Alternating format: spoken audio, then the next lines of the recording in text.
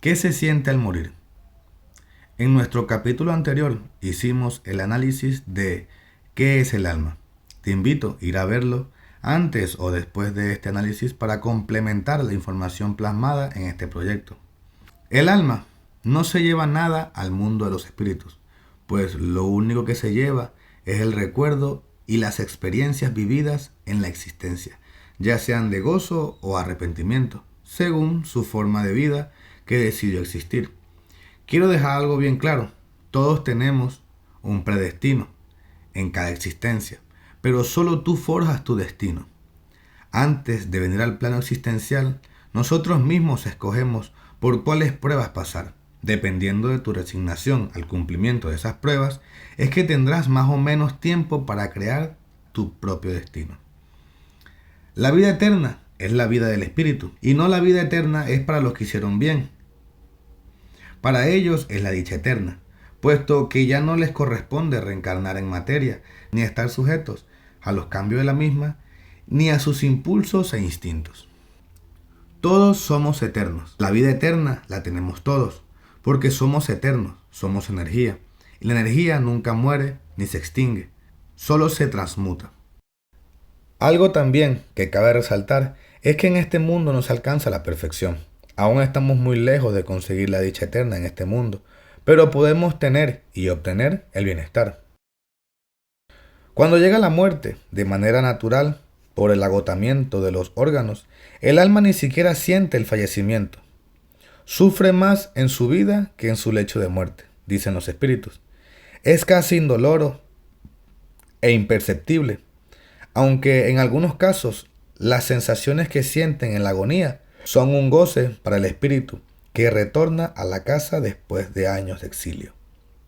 Hay que aclarar que el alma no sale de su cuerpo como un pájaro saliendo de una jaula, sino que gradualmente se confunde y cesan ambos sentidos, los de la materia y los del espíritu, ya que ellos se sueltan, no se quiebran. Gradualmente se van desligando uno del otro. El tiempo de la separación varía según el individuo y también el apego hacia la materia.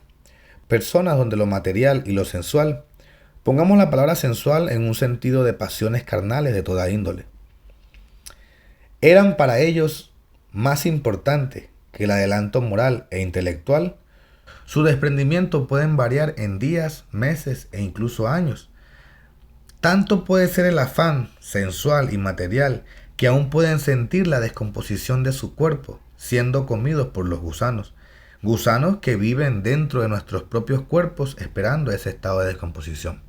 Si quieres saber más sobre ese tema, te invito a ver nuestro capítulo sobre la creación.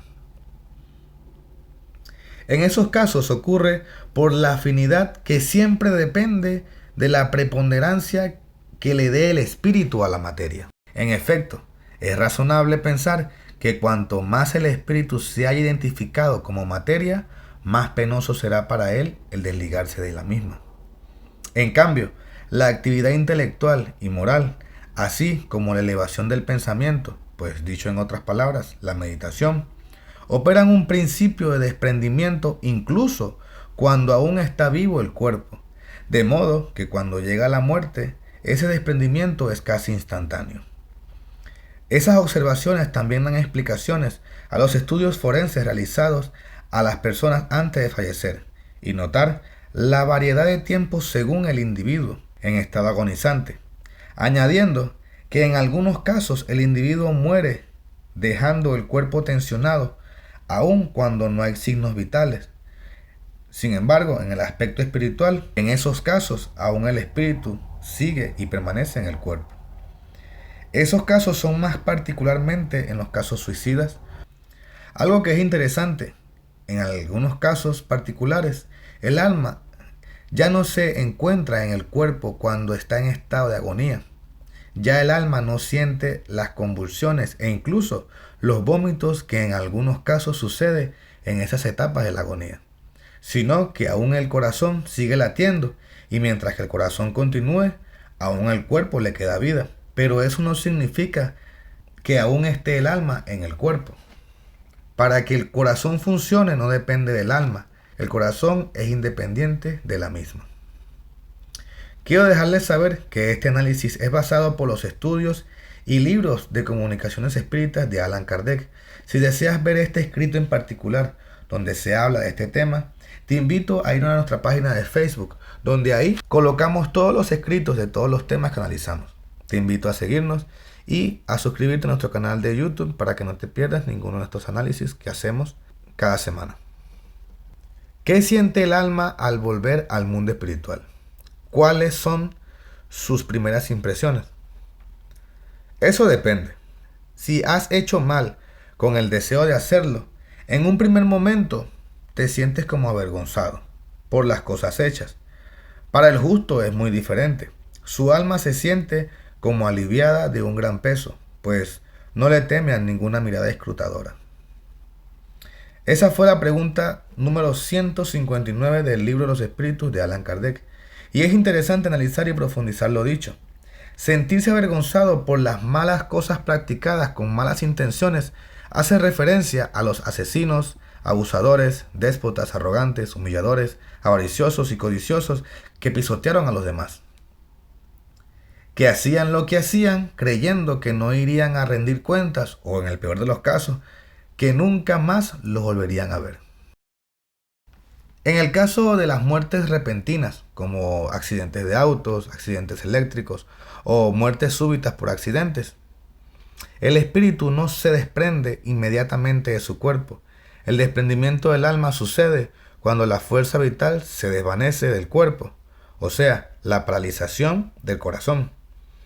A diferencia de los que fallecen por asesinato o ejecución, es más o menos diferente según la situación, porque el miedo muchas veces hace que el espíritu ya no tenga conciencia y hace que el cuerpo accione por instinto, con parálisis y balbucean palabras sin sentido. U otras veces guardan silencio por el hecho de que la capacidad de reacción inteligente se paraliza por la tensión del cuerpo. Todo depende de cómo sucede el hecho y sobre todo del conocimiento que el individuo tenga sobre el alma, la vida y la muerte. Los espíritus no se reconocen ellos mismos de inmediato al fallecer.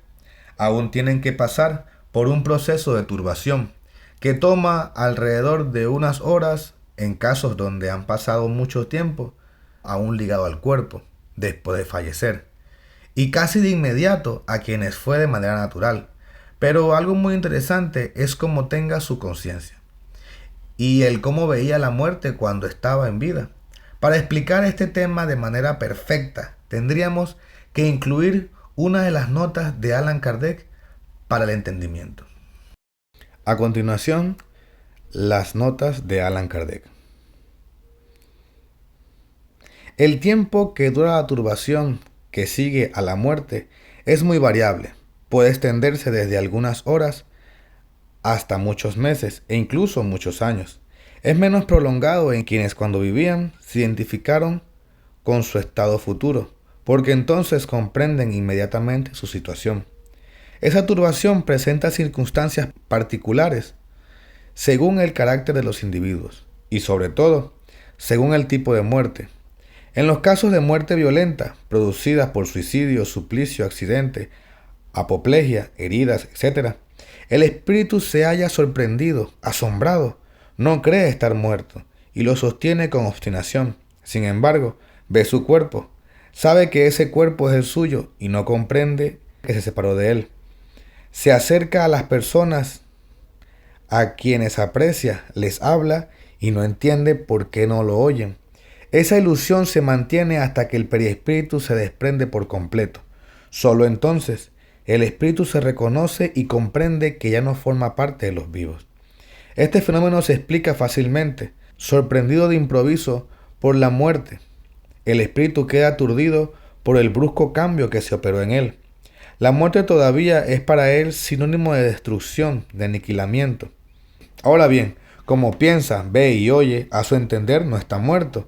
Lo que aumenta su ilusión es que ve con un cuerpo semejante al anterior por la forma, pero cuya naturaleza etérea aún no ha tenido tiempo de estudiar. Le parece sólido y compacto, como el primero, y cuando se le llama la atención acerca de este punto se asombra de no poder palparse, Este fenómeno es análogo al de los sonámbulos novatos, que no creen estar dormidos. Para ellos el dormir es sinónimo de suspensión de sus facultades.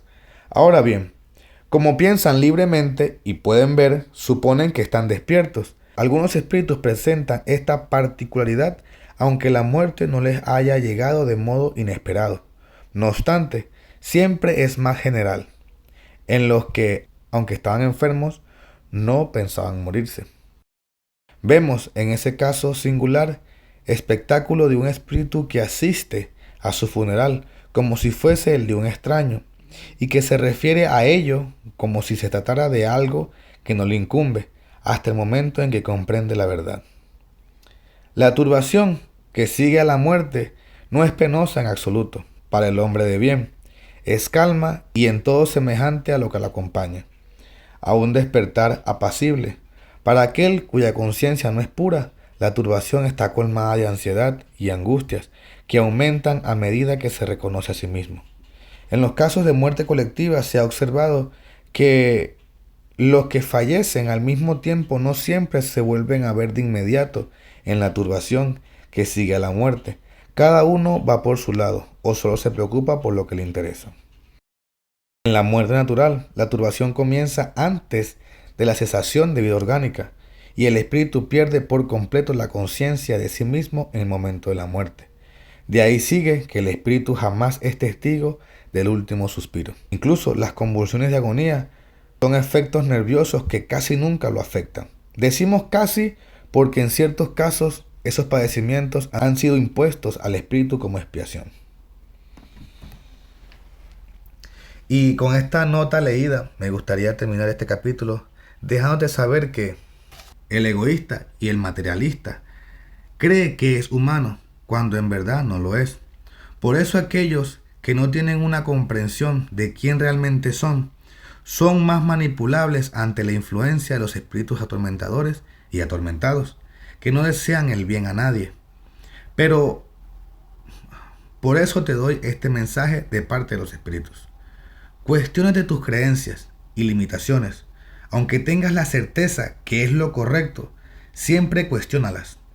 Porque lo que es verdad, al ser cuestionado y puesto a prueba, siempre te va a dar el mismo resultado. 1 litro de agua va a seguir siendo 1 litro de agua, así lo cambies de envase. Muchas gracias.